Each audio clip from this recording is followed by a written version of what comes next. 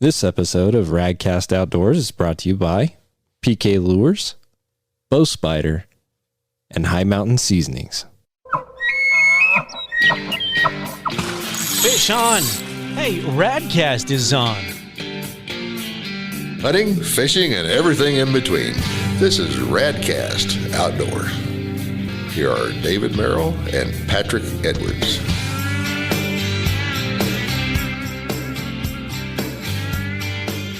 Hello and welcome to another episode of Radcast Outdoors. I'm Patrick Edwards. I'm David Merrill. And we're back for another episode here today. We're hanging out in the Radcast studio listening to the wind rip through the prairies here in Wyoming. It is blowing like you wouldn't believe today. I wouldn't want to be trying to cast a lure or shoot an arrow today. Either one of those hobbies is not going to be very productive. Yeah, in Wyoming, you have to factor the W, as I call it, into every activity that you do, especially if you're going on a boat or, like you said, casting, shooting, anything like that. You got to be prepared for the W. I will hyposit that I came from the wet coast, right? The wet valley, the Willamette Valley, and I will take wind over rain any day. However, there's days I do get a little discouraged and disparaged with the quantity of wind we do get. See, it's funny. You come from the wet side, and then I come from the windy side of Cheyenne, Wyoming, and I've had my fill of wind, and so the wind just drives me insane. But it is what it is. It's all in what you know and what you deal with, as you grow up, and I hate the wind, but it's part of living in Wyoming. You just have to suck it up and deal with it. It's just part of the fun, right? It adds an element, a layer of adversity that, sometimes a lot of people, when I talk about the temperatures we receive here, right, they think I'm crazy about the temperature. I don't care what, as long as there's a not a minus sign next to the numbers, I'm good. But when the W shows up,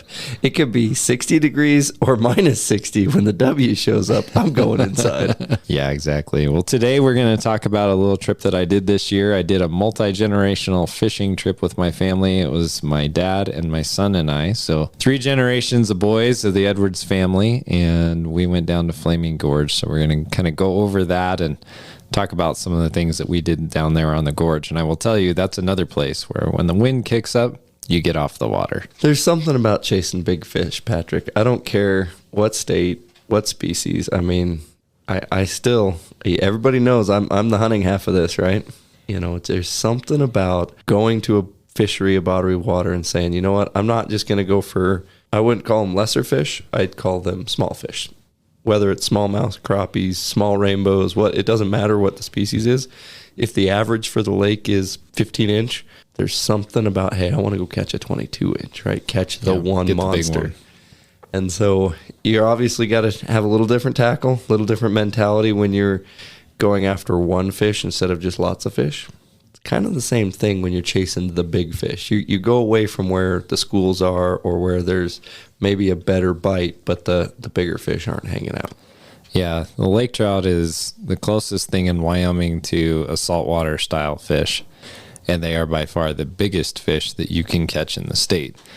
And part of the appeal for me on this is my dad and I used to do Flaming Gorge trips annually. And after my mom passed away when I was in junior high, we would go every year, either in May or in August, and we would go to Flaming Gorge and we would spend a week. And we would camp and we would fish and we would set up and have a good time. And back in those days, we were tent camping it. And I will tell you, that was interesting with the wind, like I said, down at Flaming Gorge, because it can flat out rip down there. But I remember it was one year I went and my best friend came with us, with my dad and I. And one night in the middle of the night, a storm came through. It was one of those big thunderstorms, that builds up on the Wasatch Front and comes over. The ones that turn into tornadoes over Nebraska. Yeah, and Kansas. Exactly. So it built up, over in the Utah side and then came over the hill, and it looked nasty. Well, we didn't have much choice. It was time to go to bed. Went to bed.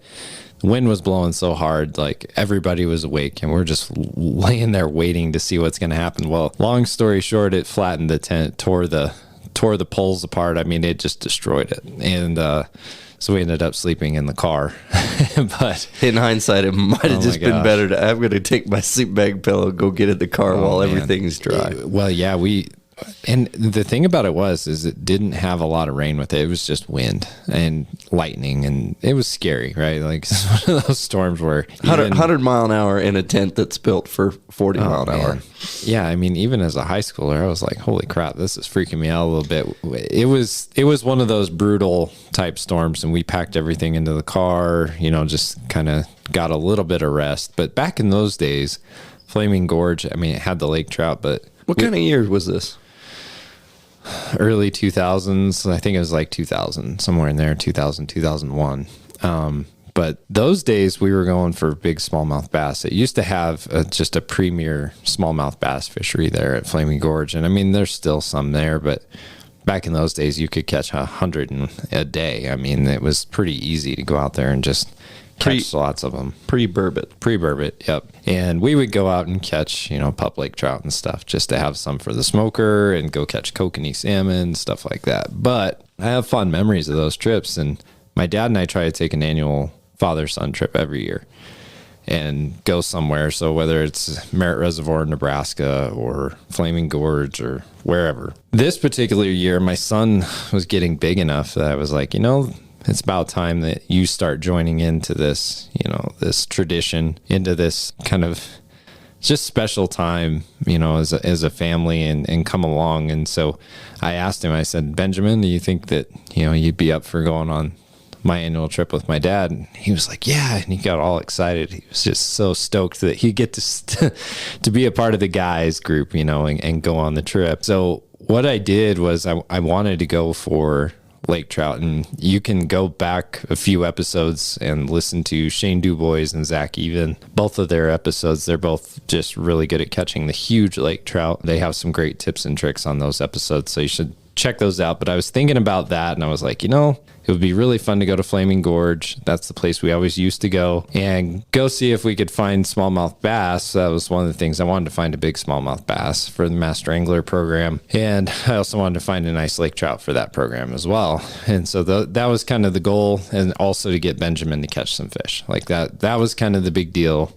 Get us all to catch some fish and have some fun. I planned for the trip. I had spinning reels with lighter tackle for the bass. And then I had bait casters with 12-pound monofilament and whatnot for the lake trout.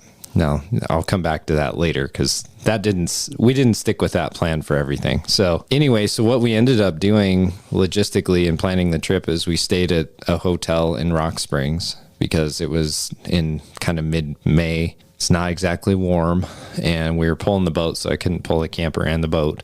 And I'm not tent camping out there in May, not with those storms. A reminiscent part of, I'm picking up on some of these trips with your dad that you've done for your entire life now, basically. Mm-hmm. There's an element of fine and pleasant misery, right? Patrick McManus. And sounds like the trips that have some of that misery while you're on the trip, it's like, man, it's ruined, right? This is horrible.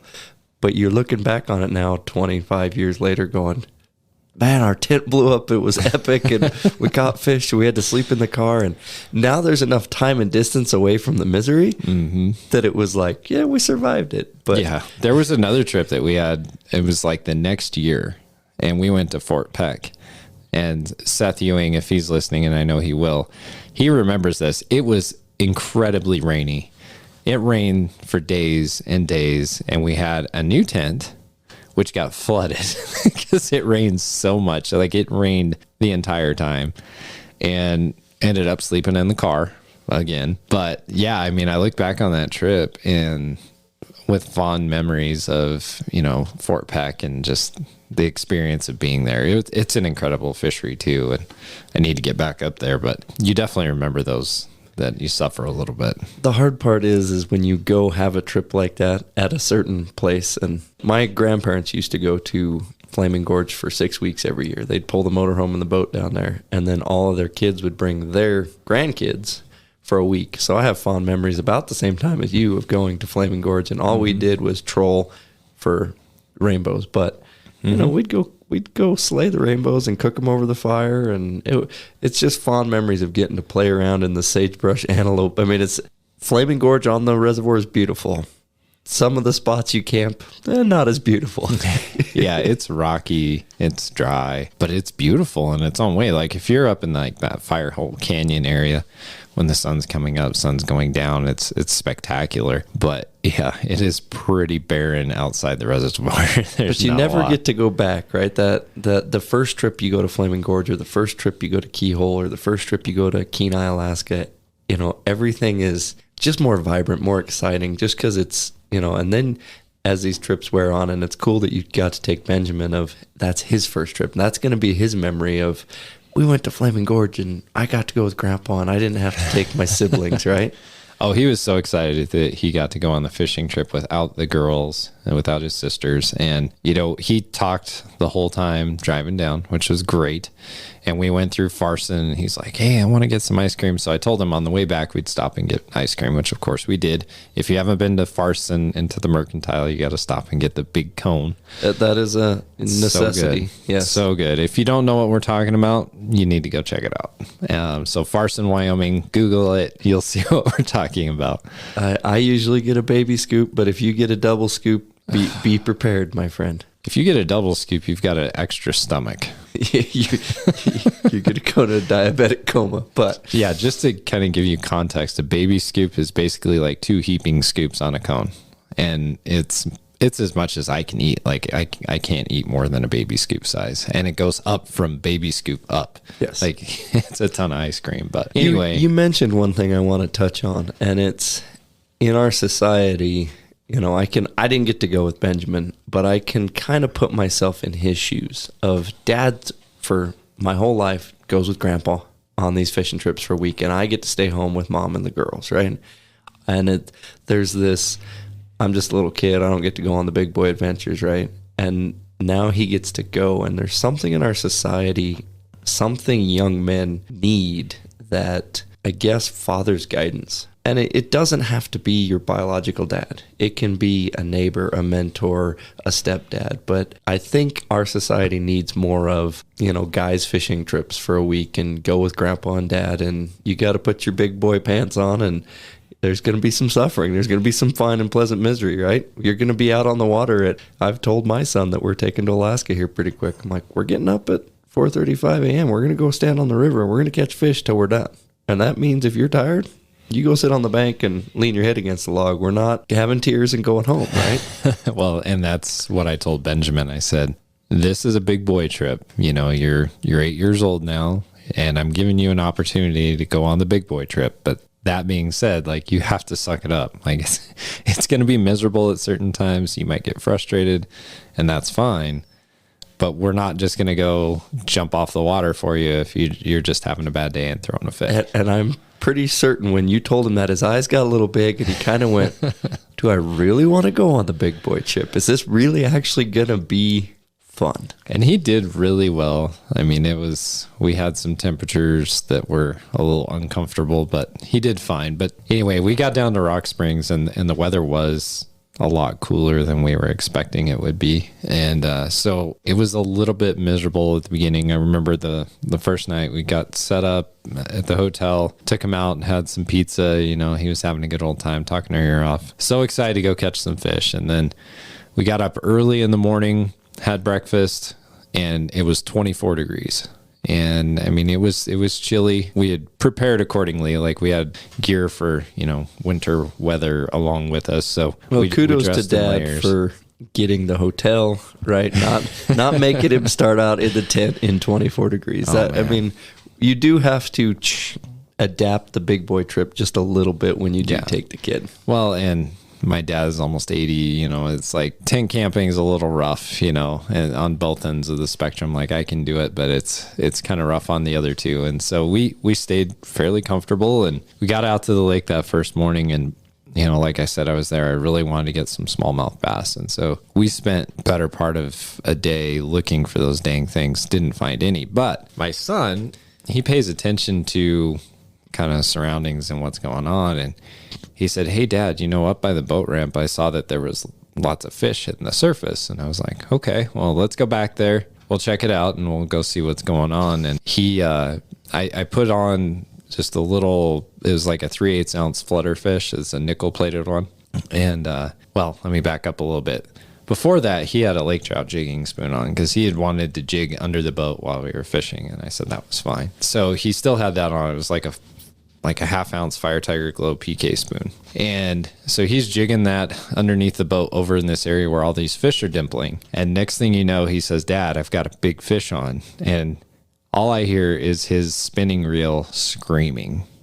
And there's line flying out of that reel. He hooked about probably a 10 or 11 pound lake trout. And it took that PK spoon and just took off, out into the deeper water. And so he's just doing everything he can to hang on. Well, the problem was I'd had a little bit of lighter line on that rod, and he wasn't strong enough to keep the rod from hitting the side of the boat. The line went along the side of the boat and found one little spot. Yep. And it popped the line. So he lost this really nice lake trout. And he actually, at one point, had got it in fairly close, and I could see it, and I knew it was a decent fish, but it broke him off. So I was kind of bummed, but I'm actually kind of not bummed because that big one that got away for Ben, you've lit a fire that he's gonna forever remember. Dad, remember when I hooked that big one and it got away? Yeah, it's bittersweet right now, right? It's like, hey, we lost this fish, and you as dad, I want to take a picture with Ben with his big fish. Yeah, but I've seen this in the hunting world where a dad takes their kid out and goes shoots just an absolute monster, whatever, and the kid 10 years later goes, "Yeah, I've done that, whatever." And they just like they're over it, right? Yep. Because it was easy and there's no misery involved. So he was kind of bummed, but my dad, he was casting out and caught one of the fish that was dimpling. Well, it turned out that they must have just stocked rainbow trout because there were tons of stocker rainbows. So I took that opportunity to just take a back seat, and I put on a 3/8 ounce nickel flutter fish for Benjamin and just said, "Hey, cast it as far as you can." And by the way, that kid can cast. Like, for little kids, he gets some serious distance. He does a really good job. So had him cast out, and I said, just let it fall and reel it back slow, and let it fall and reel it back slow. Almost every cast he was catching either an 8 or 12-inch stocker rainbow. And he just had a blast. And my dad and I, we just sat back and just enjoyed watching him fish. I mean, he sat there, and I bet he caught 30, 35 fish, just, casting out, retrieving, having a good time. We were teaching him how to, unhook his fish properly and release them and do all that. So that was kind of a nice break after grinding the morning and really looking for smallmouth and not getting anything, coming up empty-handed. It was fun for Benjamin because he was patient through all that. And, he persevered, and then he got to catch a bunch of fish. And so that was good. Well, we go back to the episode with Al Linder, right? And what did he say to do when you take kids fishing? Take them somewhere where you can get bit, right? Yep. So that was another great thing for Benjamin he has the misery of, hey, I just lost this huge fish. But to follow that up with, I've been on some fishing trips where it's every cast you're hooking a fish, and that's very enticing. That's a lot of fun. I don't care if it's I've done cutthroats up in the Pacific Northwest where, every cast, and we're talking bamboo fishing rods and 12-foot wide streams, right? But every cast you're catching fingerlings, and it's fun. Yeah, and that's how it is up in the winds. You can catch a fish every cast. It's fun, but I just enjoyed watching him and the excitement. He's like, "Oh, I got one," and he's wenching it in, full speed. But he gets all the credit. He's the one who noticed the dimpling. He's the one who knows that the fish were there. And I think that lake trout that he hooked initially was in there eating all of those stocker rainbows. So it was cool. We were all kind of tired, especially Benjamin. He was kind of flaking out on us a little bit. And so we stopped there for a little bit, had some lunch. And I was like, let's go try another part of the reservoir where I know we can get some lake trout and get on those fish again. So we packed the boat in, took it up, and went to the other part of the lake, launched the boat, and it was getting late in the day. I said, let's go out. We don't have to go far. We'll just go over to this point. We'll fish for a little bit. So it was like Benjamin's first cast. He hooked a nice lake trout, and it got off. I don't know. I kind of wanted to challenge myself on the lake trout a little bit, and probably did something a little bit dumb, but because I was planning on catching pup lake trout, I wanted to use a lighter setup. So I had 6-pound mono and my normal spinning gear that I use to catch everything else. And so, he got his line in, my line was already out. I got bit and I hooked up and caught a real nice 24-inch pup lake trout. And it was a fight, on that light rod. I mean, it's a pretty beefy fish, by the time they get to 24 inches, they've got some heft to them. And so fought that fish, and Benjamin was all excited, jumping up and down the boat, thinking that was pretty cool. Got it in, and what was cool too is as I was reeling it in, there was another one the exact same size as it chasing it around, and so Benjamin's like, oh, Dad, there's another one. So he's like sticking his jig in the water trying to catch it too. But anyway, which can work, by the way. Yeah, it can. We got that fish landed. And then one of those ugly, nasty storm clouds crept in on us and the wind started blowing. And with our little boat, we decided it would be prudent to get off the water. Good call. So we got off the water. Everybody was kind of tired. Went back to town, to the hotel, got some food, got some good sleep. And Benjamin was talking about how he was going to get that big fish the next day, right? Like he was all excited about that. And so we went to bed, got some rest, got up the next morning. It was just over 20 degrees again. Like it was cold. And I was like, let's go back and focus on those lake trout. Let's get some fish caught, because we had to go back that day. And I knew we just had the morning. So we went straight back out to that spot. And one of the things I forgot to mention is in that area, I had also hooked a number of fish on suspending cranks as well in previous years. And I kind of knew off of this point, there's like a little cut where it goes from 13, 15 feet of water, and then it drops off to like 35. And on that cut, there's typically a pretty good amount of lake trout or other fish. Sometimes you catch rainbows there. They've got cutthroats in there now and some other stuff. So I was like, we'll start on that cut. I cast out, and I think within the first, 10 minutes, I had 2 nice fish landed. Benjamin ended up catching a really nice one. It was like, 23 inches.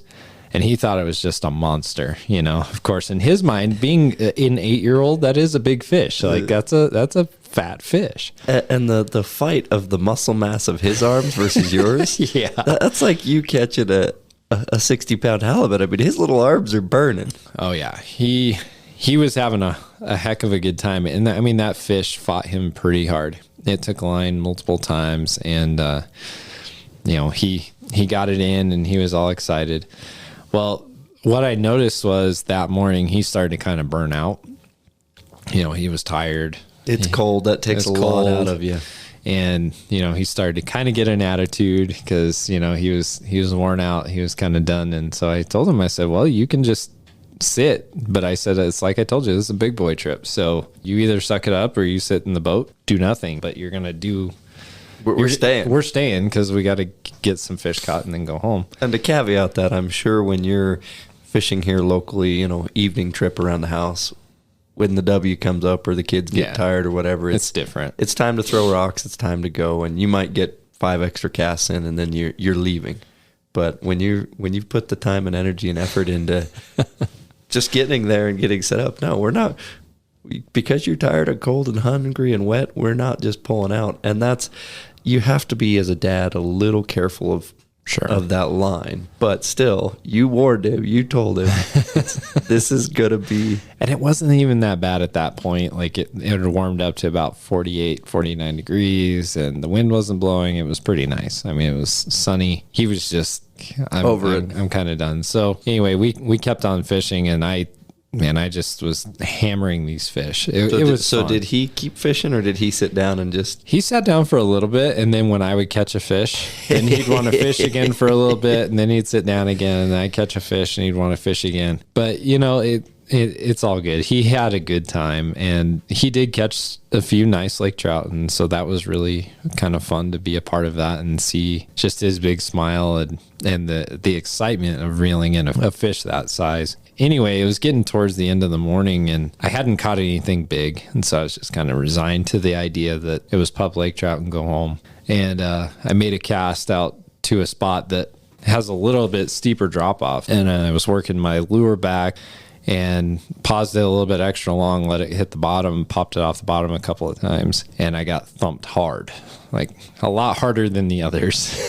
So I set the hook, and again, I'm using this lighter setup. So I've got 6 pound mono and about a 6.5 foot spinning rod. I can feel that this fish is significantly heavier than the others. I mean, it hadn't really started fighting at the beginning when I hooked it. And so I'm just kind of reeling it in. I'm like, man, this thing is going to take off. So I'm checking my drag, making sure it's good. I see this fish come up and I'm like, holy crap, that's a nice fish. Like, I knew it was a good sized fish.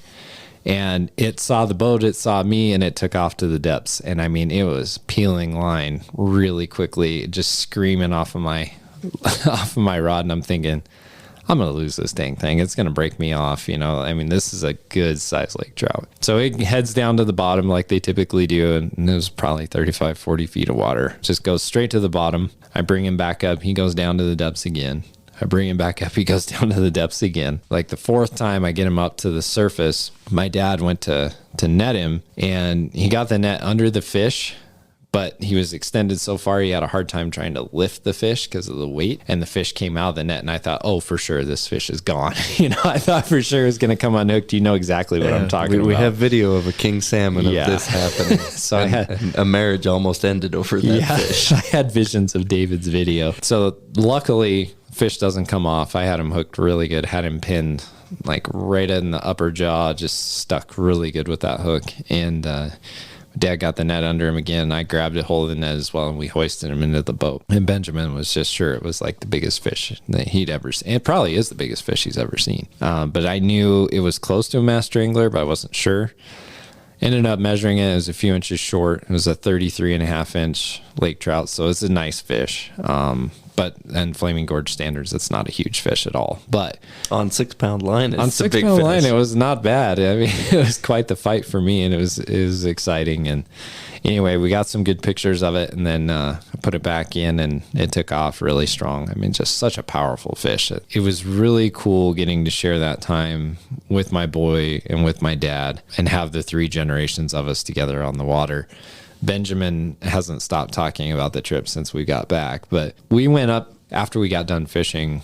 We went up because it was time to leave, and we only fished for a few hours that morning. And we went up to the fish cleaning station, you know, and filleted our fish and got everything ready to go. Benjamin was just really involved, you know, helping me with the plastic bags, getting in there and helping with whatever he could. It just reminded me of when I was a kid, and I would do the same thing, whether it was in a high mountain lake or if we'd gone walleye fishing or perch fishing or something like that. Just the excitement, wanting to be involved, helping out as much as you can. It was just really cool. And for Ben, getting to learn those skills and being involved in that at that age, you know, being immersed in, well, why do we do it this way, Dad? How do we do it? And I'm sure there's thousands of questions he's asked, right? Yep. And there's even more questions he didn't ask, but just by observing and watching, you know, just when he was sitting there tired and, well, Dad just hooked another fish. What did he do exactly? How did he do it? You know, he's being observant and being involved and getting to go. While it was a little more work on your end, for sure, right? A little bit. You know, you got to make sure he's got his clothes and his stuff and get him breakfast and get him in the truck and car. It's more work for a dad to take that kid along. But your dad did the same thing for you. Yep. And I'm passing that along, and I'm hoping that when Benjamin grows up, he'll do the same kind of thing. Because, I mean, it's just super rewarding to take somebody with you and have that experience. But yeah, the lure that seemed to be the big ticket, you know, we had, of course, I told you about Benjamin with that 3/8 ounce nickel flutterfish. That thing was just killer on those stalker rainbows, but really like fire tiger glow and white were the colors that those lake trout like. And I mean, my experience in the past has been the same thing, is that red dot glow with the white. And then of course the fire tiger glow. So if you guys want to get a hold of some of those spoons, you can go to pklure.com, pick up a set of spoons. If you're going after lake trout, I would suggest like the 1/2 ounce to 1 ounce versions of those, either the PK spoon or the PK flutterfish. They work really well. And you want to tip them with a little bit of like sucker meat or something like that.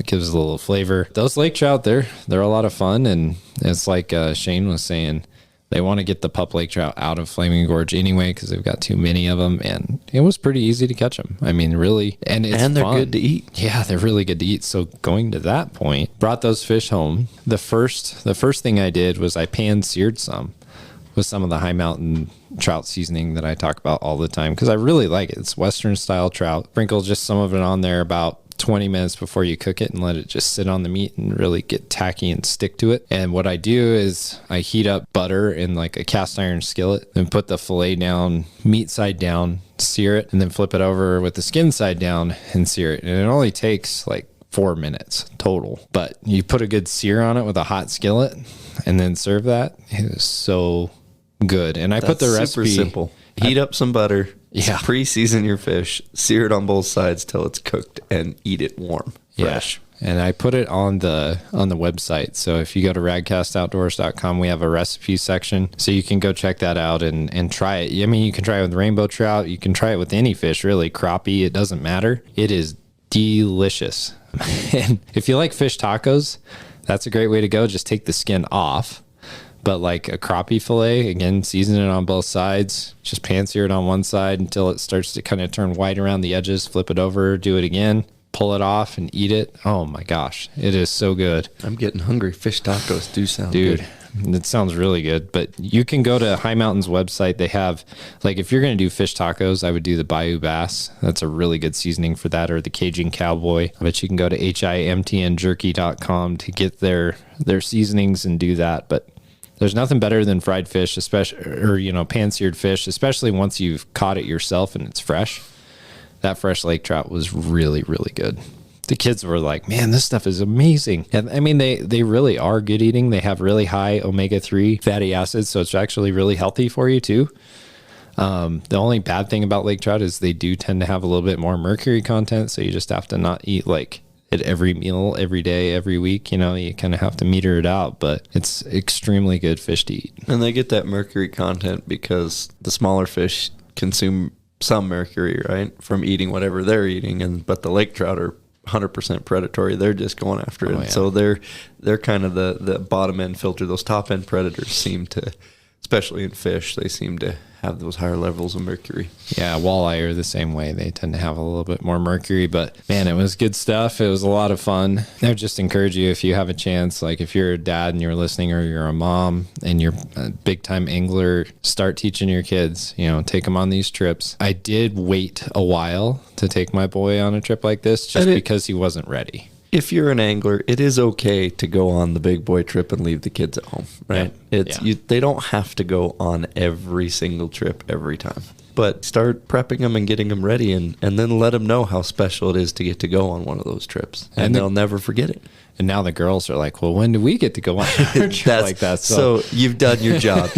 Kudos, right? Yeah. And I mean, they get to go on a lot more of the like local stuff here at Boyson and whatnot, but they want to go do Flaming Gorge now. And I know, like, my oldest daughter, she's going to slay them. Like, I learned at our trip to Keyhole how good of a fisherman that kid really is. I mean, she put on a clinic. Oh, I've been out with her, and holy smokes, she outfishes me, Patrick. I'm not a very good fisherman, but that kid outfishes me. She can work a jig. She can work a crankbait. Like, she's a master. Oh, and another cool thing is my youngest daughter, she got her 5th master angler this past week, 5th species. So she will get the trophy angler designation from the state of Wyoming. So she's really excited about that. She's another really good angler. She doesn't have the feel that like my oldest does, but she's a lot more lucky. That's the way I can put it. She's more patient, and she's very lucky. Well, she's the one that'll put the time into. Oh yeah, she'll sit there for hours and just wait. But yeah, it's pretty cool to watch these kids grow up. But the thing I'm realizing is they're growing up super quick too, and I have to get the time in with them on the water while I can. It's time for a whole family Flaming Gorge trip. Yep. Especially now the weather's getting a little better, so there's less pleasant misery involved.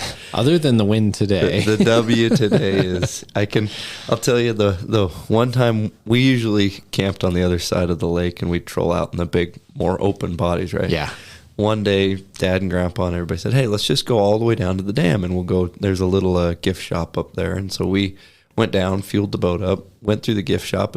I bought a poster of a bobcat, and that hung in my room for 10 years, right? Because I would always remember that trip. Yeah. And the reason I remember that trip is on the way back, the W picked up. Well, we got out of the canyon and hit that big open part of the lake, and Grandpa had it's a 22 foot. I think it's a Mastercraft or a Glacier. It's an older boat, but it's a pretty big Good sized boat, yeah. and it was an inboard outboard with a V8 in it, and so it had several feet of draft. Right, I remember water coming over the front of that boat, going across that with it, and they kind of had debated a little bit when we come out how much wind was there, because we had to go straight into it, straight across. And Yep. Dad started driving, and I can remember being Benjamin's age, 8, 9, maybe 10. Wondering, are we just going to sink this boat going across this lake? It was, everybody was holding on, and it was not a fun ride.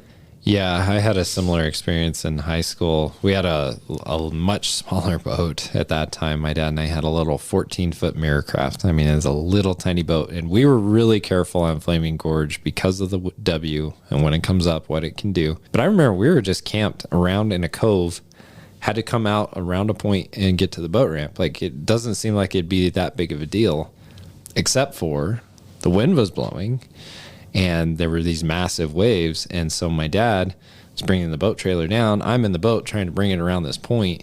And I mean, I was taking on water the entire time, and it was everything I could do to not sink that stupid thing coming around that point. You're basically turning into the wave. Oh my gosh. Turn back to go towards where you're supposed to go. Turn back into the wave. Exactly. So you're making 2 feet of progress every 30 yards. You're making 2 feet of progress through every trough. I mean, it was, and taking on water every time you hit a wave. And I mean, it's picking you up, and water's splashing over onto you. And I remember that was pretty scary. But you have to respect Flaming Gorge. So when you said the W comes up, we got off the water. There's a couple bodies of water, and when we take the halibut boat out into the open ocean up there this summer, if the W comes up and the tide's ripping, we're gonna call it. And you know what? There'll be more fish tomorrow. I did that the other day on Boyson. We were catching walleye and we were catching trout, and the wind started blowing pretty good out of the west. I was like, we're getting off, and the kids were like, why? And I said, because I've been out here and I've waited because I was catching fish, and then had really bad experience trying to get the boat out. Even those boat ramps, just trying to load the boat on some of those, it'll toss the boat right off the boat, off the trailer. Yeah, I've ended up in the shore backwards with the motor into the shore, because on Boyson, especially if you're at the Cottonwood boat launch, what'll happen is you've got that wind coming really hard out of the west. Well, the boat ramp is on the south side. So you have, the waves are going cross where you need to go. 90 degrees cross where you need to go. Yep. And what'll happen is if they're big enough, like the one time I was out there, it was about 3-foot waves. What'll happen is it'll push you in, or you'll go in and you'll hit the boat trailer. It actually lifted the boat over the top of the guides. Yep. On the side of the trailer, lifted it over the trailer, and then turned us around backwards. And so then I had to bail out of the boat, grab the boat in this nasty water, and try and push it around, and you got 3-foot waves. So. And it took 3 of us to do it. I believe it. It was brutal. So, but yeah, no, it was a good time. I'm glad that we were able to go on that Flaming Gorge trip. If you're thinking about going on one of these trips, I recommend, maybe the first time you go out, call Shane, get a guide. He's really good. He knows what he's doing. You can find him. He's at Recon Angling. So if you're on Facebook or Instagram, look up Recon Angling and look up Shane. He's a really awesome guide, and he can get you on lake trout, smallmouth, kokanee, whatever you want to go for. And it's an awesome reservoir. And take your camera, because when you get down in that canyon, there's some awesome photo opportunities. Yeah, if the sun's coming up or setting, you should definitely have your camera. And when you catch the big fish, you want the camera too. So when you pinned that big fish, what went through your mind right as you set the hook? Well, like I said, I knew it was a bigger fish, and so I got excited. The adrenaline started pumping. I was like, "Oh, this is going to be a good fish." That's always a good feeling when you know. A couple times in my life, I can think of a king salmon and a halibut. Both times I hooked something, and there's a second or two where I'm like, I'm hooked up. I mean, the rod's bent, and I'm cranking. I'm like, oh man, I just caught the bottom, and then it goes. It starts taking line, and you go, that's not the bottom. And you just, there's few things in this world where when you pin a big one like that, right? And it just, especially on halibut, when you go whack and you're like, oh, that's the bottom, and you crank up and you're trying to unhook it, and then it starts taking line, and you go, wait a second. Well, with this lake trout, I knew because it smacked it. Yeah. Like, I mean, it was one of those things where, you know, your rod tip jerks because something just clobbered it. And so that was a good feeling. It's always fun when you have a fish whack it really good. So, got to talk about our last sponsor, Bow Spider. You're getting ready to head out to another show. So tell everybody where you're headed. We'll be all summer. If you look up Total Archery Challenge or Northwest Mountain Challenge, we're going to try and make every one of those events. This next one is Hoodoo, Oregon. And then the weekend after that will be, I'll get it, hold on, South Dakota. South Dakota. Nice. So we'll be, we're putting a lot of mileage on the vehicle, but it's really good to get out there, meet all the customers, meet all the people, show product off, and starting to hear a lot of success stories, a lot of, you know, people just testimonials talking about how they've got their bow spider because it's been out for 2 years now. So guys that got on early have got to use them a couple seasons, and they're really go look at the website, go look at the YouTube video. You don't have to take my word for it, but you're still carrying your bow around. I mean, there's a new thing out there. Go to bowspider.com, get a Bow Spider packing system, and make it easier on yourself. That way you don't have to carry your bow around everywhere. And, you know, if your dad doesn't have one yet, Father's Day is coming up. There you go. Right. Christmas is coming up. you can. They do make a great gift item. So yeah, birthdays, all kinds of different things. Yeah, so go to bowspider.com, check that out, and for the bow hunter in your life that already has everything else, here's something that maybe they don't have. Yep. And so we're going to wrap up this episode. We'll come back with some more here pretty soon. I've got a couple other fishing trips to talk about, but that one was really special, taking Benjamin. So he's never going to forget it, and that's something you can do. Anybody can take a kid, right? And that's we talk about that all the time on this, is take a kid outdoors, whether it's hunting or fishing. And I know we harp it, and a lot of people are, and take an adult onset fisher or hunter. Take, a new person is kind of the whole mentality, but definitely, you can remember back to those trips with your dad at 8, 9, 10, and there's something, I guess you could take me on a trip with you right now and we could go catch 30 master angler lake trout, right? And I'll be like, yeah, it was a fun trip. It was awesome. It was memorable.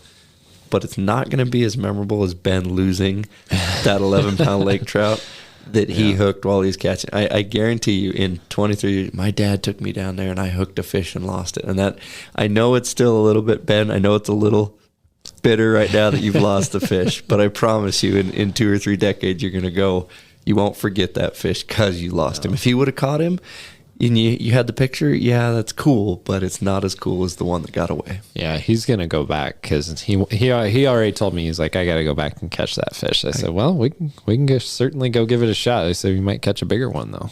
And his eyes get really big, All right. Well, to everybody out there, keep listening. We're bringing out episodes as we can. There's 80 other episodes if you're just finding this podcast, so go enjoy. Yep. And so go to radcastoutdoors.com. You can follow us on all of our socials, Facebook, Instagram, and of course, like, share, and subscribe.